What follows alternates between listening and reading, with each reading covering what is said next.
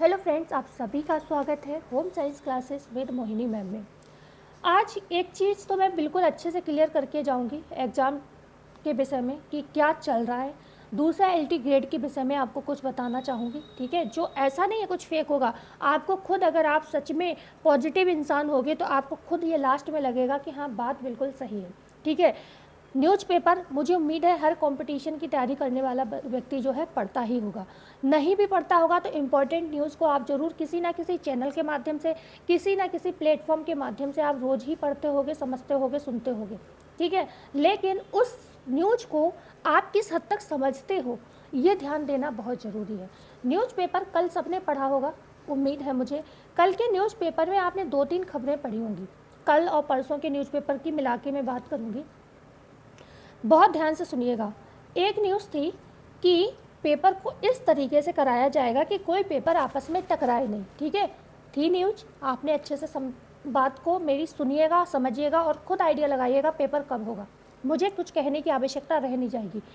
दूसरी न्यूज़ आपने पढ़ी होगी कि अभी तक जो आपका शिक्षा आयोग बना है उसमें 3 सदस्य जो है नदारद हैं, मतलब अभी तक 3 सदस्यों की ज्वाइनिंग भी नहीं हुई है। कुछ सचिव वगैरह हैं जिनकी ज्वाइनिंग अभी तक नहीं हुई है, ठीक है।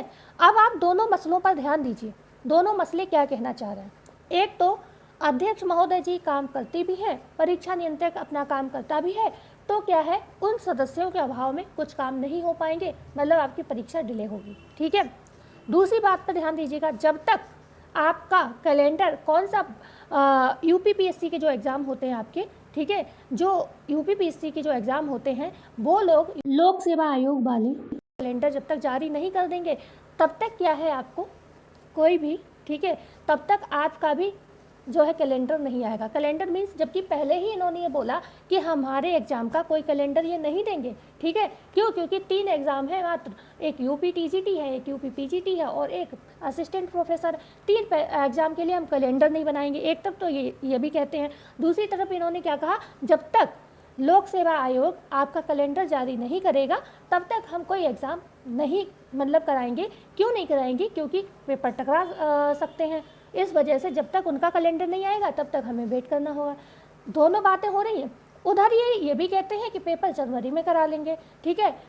समझ रहे हो आप मेरी बात को? मतलब हर चीज़ इन्हीं के मुंह से निकल रही है। हम लोग तो कुछ कह नहीं रहे, हम लोग तो बस उम्मीद में बैठे हैं, आस में बैठे हैं। त्यौहार सारे बेकार हम लोग कर लेते हैं इस सोच में कि एग्ज़ाम होगा, एक बार पेपर क्लियर हो जाए फिर आराम से त्यौहार मना लेंगे। हर चीज़ मतलब वैसे ही जैसे हमेशा थी, त्यौहार भी हमारे लिए वैसे ही हो जाते हैं जैसे नॉर्मल ज़िंदगी है। कोई त्यौहार ना बच्चों के साथ सेलिब्रेट कर पा रहे हैं, ना फैमिली के साथ सेलिब्रेट कर पा रहे हैं, ना ही उनको सही से मना पा रहे हैं। क्यों? क्योंकि हमें टेंशन है कहीं एग्ज़ाम जल्दी में ही ना हो जाए।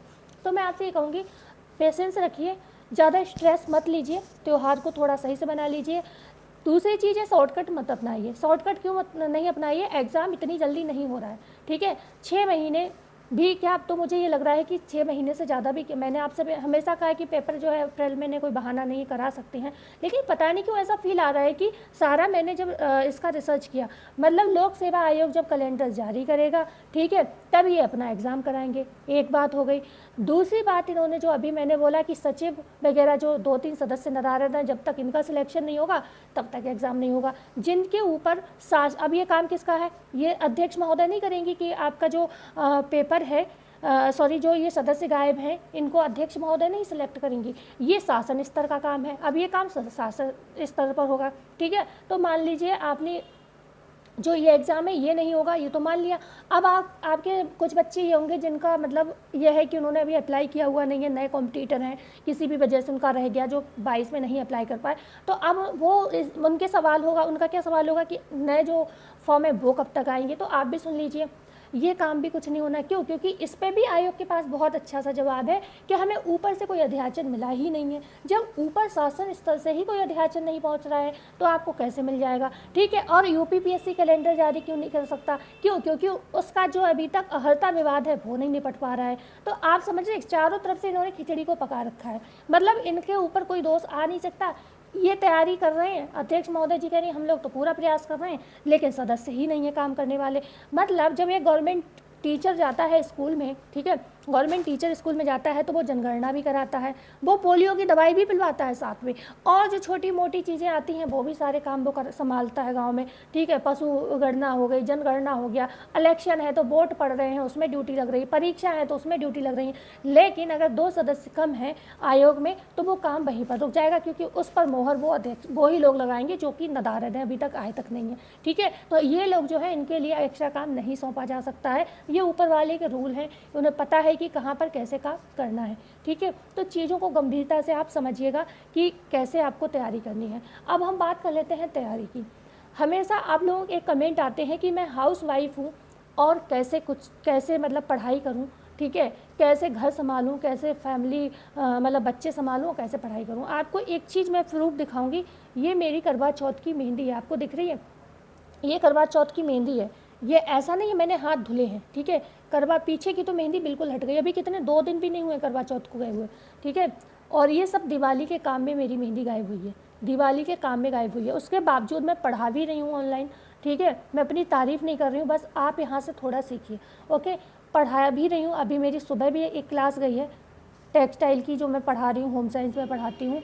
और प्लस आपको आज मैंने न्यूज़पेपर भी पढ़ा, कल का भी पढ़ा, परसों का भी पढ़ा, ये न्यूज़ भी मैं आपके लिए लेकर आई हूँ, ठीक है। मैं बच्चों को भी संभाल रही हूँ, मेरी बेटी भी सुबह स्कूल गई है, और मैंने अपने घर के भी काम किए हैं, और अभी भी बहुत सारे काम पेंडिंग है जो मैं अभी करूँगी, ऐसा नहीं है कि सारा काम हो गया, अभी भी मैं करूँगी। तो बस यही कहूँगी कि जो भी ये तैयारी करते रहो, और बस आपको ये व्यू, मैंने ये जो वीडियो को मैंने पकाया, इतना क्यों पकाया, इसको ये समझ के पकाया मैंने आपको कि अगर आप ये सोच रहे हो कि पेपर जो है अभी होने वाला है, अप्रैल में मार्च में हो जाएगा, मार्च का मान के भी बहुत से लोग तैयारी कर रहे होंगे कि हो सकता है मार्च में करा लिया जाए पेपर, तो मेरे कहने का मतलब ये है कि पेपर को आप अच्छे से पढ़िए, अभी समझिए, अच्छे से PYQ करिए, अच्छे से प्रैक्टिस करिए, अच्छे से आप थ्योरी को भी पढ़ लीजिए, अपना चेक करिए सिलेबस में कौन सा टॉपिक आपका छूट रहा है, क्योंकि अभी पेपर आपका नहीं है, 4-5 महीने तो आपका पेपर कतई नहीं है, तो आप वो अभी भी समय है, आप पढ़ सकते हो। ये वीडियो बनाने का लॉजिक ये था,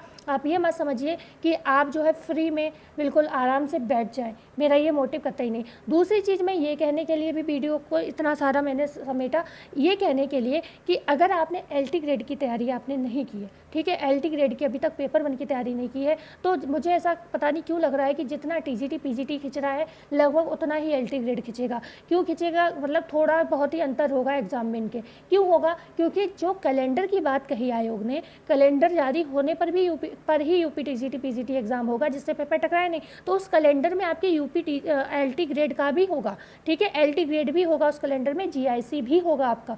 तो जब LT ग्रेड GIC कैलेंडर में आ जाएगा, जो आपका लोक सेवा आयोग है दे देगा, उसके बाद अगर ये लॉन्च कर रहे हैं अपना TGT PGT का, बता रहे हैं कि ये एग्ज़ाम कब होगा, तो समझ लो सब आसपास ही होंगे जाके, ठीक है, आसपास होंगे, 2-4 महीने का गैप हो सकता है एग्जाम में। तो मेरे कहने का मतलब, और दूसरी बात, प्री और मेंस दोनों होंगे, तो मेंस की तो तैयारी आपकी चल रही है, आप TGT PGT के साथ आप LT ग्रेड में मेंस की भी तैयारी कर रहे हो, लेकिन आपका प्री उसमें अलग आएगा, तो उसकी भी तैयारी आप लोग 1 घंटे 2 घंटे का समय उसको भी देना स्टार्ट कर दीजिए, ठीक है।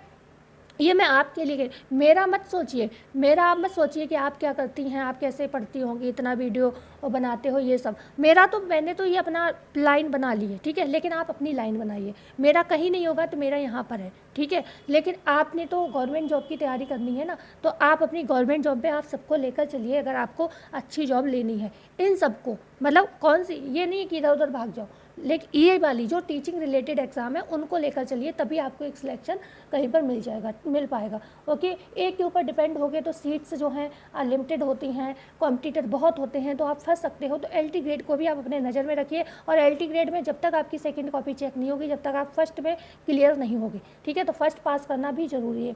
तो ये सब जो मसला मैं लेकर आई। दूसरी बात ये है कि जब 3 आयोग मिलकर एग्ज़ाम नहीं करा पा रहे थे, तो हम लोग कैसे सोच सकते हैं एक आयोग इतनी जल्दी सारे काम करा देगा, ठीक है। पहले प्राथमिक स्तर अलग होता था, जूनियर एडेड अलग होता था, और आपकी जो UP TGT PGT के जो हायर लेवल के एग्ज़ाम होते थे हायर सेकेंडरी के, वो अलग होते थे।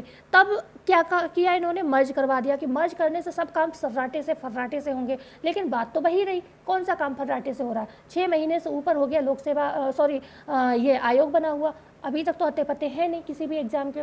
तो भाई ऐसा ना हो कि खाली टीजीटी पीजीटी के सपने देखते देखते बच्चे बहुत बहुत धुरंधर बैठे हैं, हमें जो मिल सकता है वो भी चला जाए। ठीक है, पेपर इतनी जल्दी नहीं होना है, अप्रैल में हो जाए पेपर तो बहुत बड़ी बात होगी, ये आप मान के चलिए बहुत बड़ी बात होगी, ये समझिएगा आयोग ने बहुत महानता का काम किया है। ठीक है, आपका पेपर आगे ही जाएगा, बकाया आप तैयारी को अपने करते रहिए। ये मैं कतई नहीं कहूँगी तैयारी आपने करिए, लेकिन मैं ये ज़रूर कहूँगी कि बहुत ये मत समझिएगा जल्दी जल्दी में आप गड़बड़ कर दो, आराम से पूरा अच्छे से सिलेबस देखिए और तब पढ़ाई करिए। तो ऐसे ही वीडियो में बने रहिएगा। अगर अच्छा लगा हो तो हमारे चैनल को सब्सक्राइब कर दीजिएगा, क्योंकि मैं पूरा साल लेकर आई हूँ आज आपको इस वीडियो में, और शेयर अवश्य करिएगा। मिलते हैं कल नई वीडियो में, धन्यवाद।